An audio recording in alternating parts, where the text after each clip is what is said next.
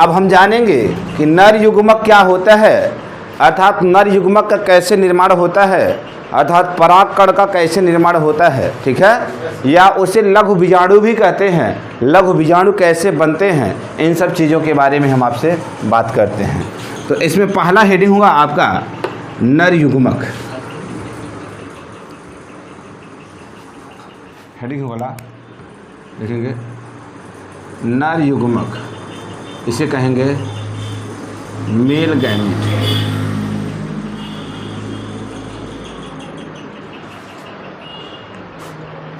आप यहां देखें, इसके दो भाग हैं। नर युग्मक के कितने भाग हैं? यहां आप देख पा रहे हैं, इसमें दो भाग है। इस दो भाग से कितने भाग बनते हैं? 4 भाग बनते हैं। कितने भाग बनते हैं? 4। इन्हीं चारों भाग में पराग के कणों का निर्माण होगा। ठीक है, समझ में आया? क्या समझ में आया? कि पहले नर युग्मक 2 भागों में रहेगा, ठीक। उस 2 भागों से कितने भाग बनेंगे? विभाजित होगा, अर्धसूत्री विभाजन होगा, 2 से 4 बनेंगे, और उन्हीं 4 के अंदर पराग के कण क्या होंगे? पाए जाएंगे। ठीक है, आप पराग के कण को समझ पा रहे हैं मैं क्या बोल रहा हूँ? पराग के कण का मतलब होता है कि नर युग्मक जिसे कहते हैं आप, मतलब ये कि जो पुष्प के मादा युग्मक है उसके साथ नर युग्मक निषेचन करेगा, हम उसी को पुष्प में पराग के कण कहते हैं। लेकिन अगर हम मानव की बात करें तो वहाँ उसे हम नर और मादा का नाम देते हैं। समझ में आया? ठीक है, तो लिखेंगे पुंकेसर में प्रायः 2 परागकोश होते हैं।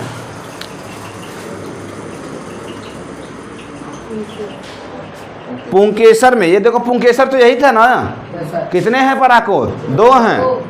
पुंकेसर में प्रायः 2 परागकोश होते हैं, परागकोश होते हैं,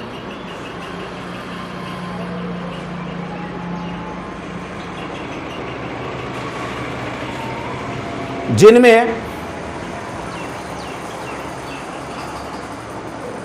लघु बीजाणु मातृकोशिका से लघु बीजाणु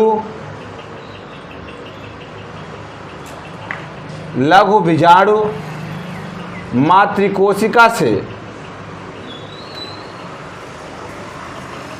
लघु बीजाणु मातृकोशिका से पराग कणों का निर्माण होता है।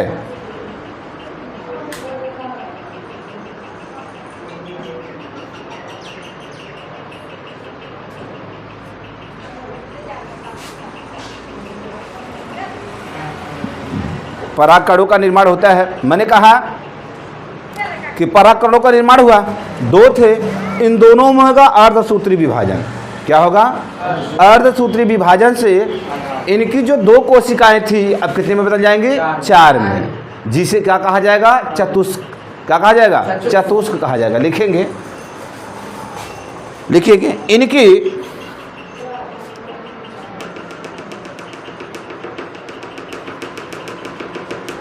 क्या लिखे? इनकी, अरे इनकी क्या लिखे? नो सॉरी, इन लिखेंगे। इनकी कहाँ लिख दे?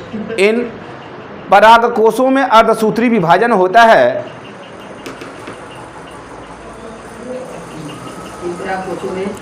अर्धसूत्री विभाजन होता है जिससे 4 कोशिकाओं का निर्माण होता है।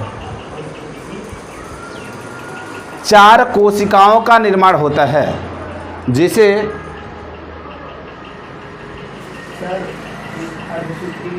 होता है, जिससे 4 कोशिकाओं का निर्माण होता है, जिसे चतुष्क कहा जाता है।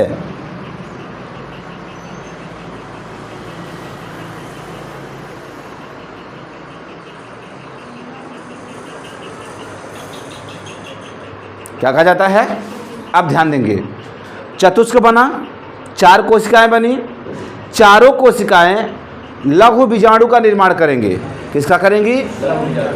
लघु। जब मात्र लघु बीजाणु था, अब लघु बीजाणु को बनाएंगी, और प्रत्येक लघु बीजाणु से पराग के कण बनेंगे। मतलब जो लघु बीजाणु होगी आगे चलकर यही किस में बदल जाएंगे? पराग के कण में बदलेंगे। लिखेंगे लेकिन प्रत्येक कोशिका लघु बीजाणु का निर्माण करता है, जो आगे चलकर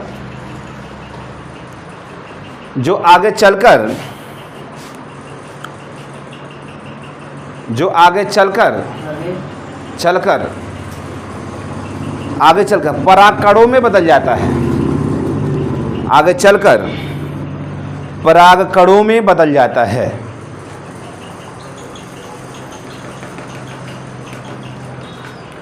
किस में बदल जाता है? आगे चलकर क्या हो गया? परागकणों में क्या हो जाएगा? बदल जाएगा। तो नर युग्मक समझ में आया? नर युग्मक क्या है? देखिए, मात्र लघु बीजाणु है, उससे क्या बनेगा? क्योंकि किसी भी पुंकेसर में दो भाग हैं। कितने भाग हैं? अब उन दोनों भाग किससे बने हैं?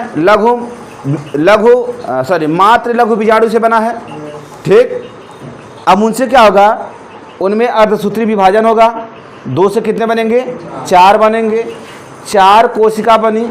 चारों कोशिकाओं से, प्रत्येक कोशिका से लघु बीजाणु का निर्माण होगा, और वो लघु बीजाणु आगे चलकर परागकणों में क्या हो जाएगा? परिवर्तित हो जाएगा। और जब परिवर्तित हो जाएगा तो जो हमारी पराग कोश है, उसी पराग कोश में पराग के कण क्या हो जाएंगे? बिखर जाएंगे, पाए जाएंगे। लघु कोश का मतलब होता है, यही तो कोश है, ये 4 भागों में बढ़ जाएगा। 2 है तो 4 हो जाएगा, छोटे छोटे हो जाएंगे। अभी तुमको 4 भागों में बांट दे तो इतना बड़ा रहोगे, छोटा छोटा नहीं हो जाओगे। तो ऐसे हो गया। चलेंगे, लिखेंगे, हेडिंग डालेंगे, परागकण की संरचना। हेडिंग है परागकण की संरचना।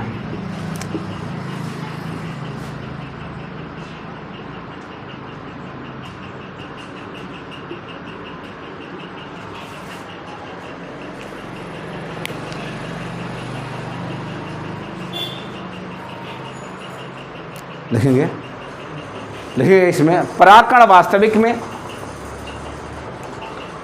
नर युग्म को भिद है।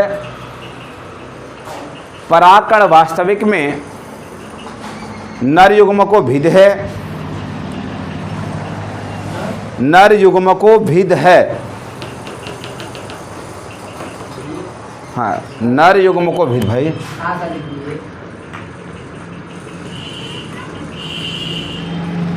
जो 2 आवरण से घिरा होता है, जो 2 आवरण से घिरा होता है,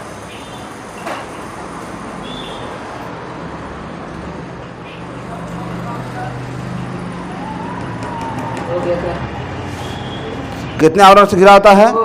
2 आवरण से घिरा होता है।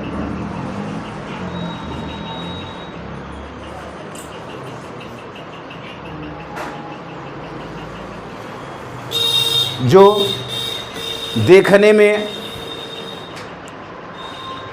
एक कोशिका जैसी दिखाई पड़ती है, जो देखने में एक कोशिका जैसी दिखाई पड़ती है,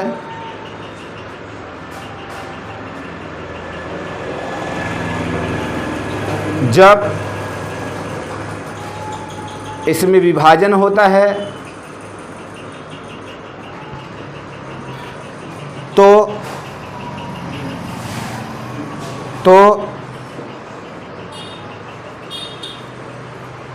एक नलिका कोशिका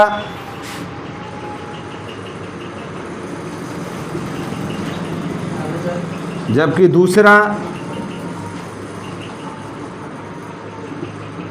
जनन कोशिका का निर्माण होता है।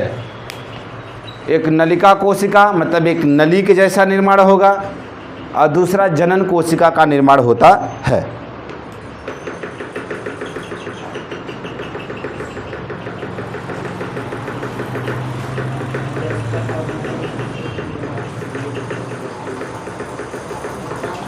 ठीक है, समझ में आया? तो देखिए आगे जो काम होगा ना, नलिका कोशिका तो एक नली का निर्माण करेगा। जनन कोशिका ये है हमारा। आप जनन कोशिका को कह सकते हो नर कोशिका या नर युग्म को भिद। ये नली का निर्माण करेगा और ये नर का निर्माण करेगा तो उसी नली में से क्या हो जाएगा, नर निकल कर जाएगा।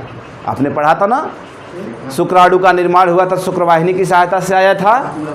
वैसे ही जनन कोशिका से क्या बनेगा, नर युग्म भिद बनेगा, और नर युग्म भिद किस आएगा, इसी नलिका कोशिका के माध्यम से क्या होगा, निषेचन के लिए आएगा। ठीक है, देखिए जो हमने पढ़ा कि कितने आवरण होते हैं, 2 आवरण होते हैं। एक बाहरी आवरण होता है और एक क्या होता है, आंतरिक आवरण होता है। बाहरी आवरण को बाह्य चोल कहते हैं या बाह्य आवरण कहेंगे, और आंतरिक आवरण को अंतःचोल या आंतरिक आवरण के नाम से जानते हैं। ठीक, तो अगर आपको लिखना है तो लिख लेंगे, उसी के नीचे लिखेंगे। इसमें पाए जाने वाले आवरण, कंटिन्यू कर लेंगे, कंटिन्यू करेंगे। इसमें पाए जाने वाले आवरण को बाह्य आवरण तथा आंतरिक आवरण के नाम से जानते हैं। बाह्य आवरण तथा आंतरिक आवरण के नाम से जानते हैं।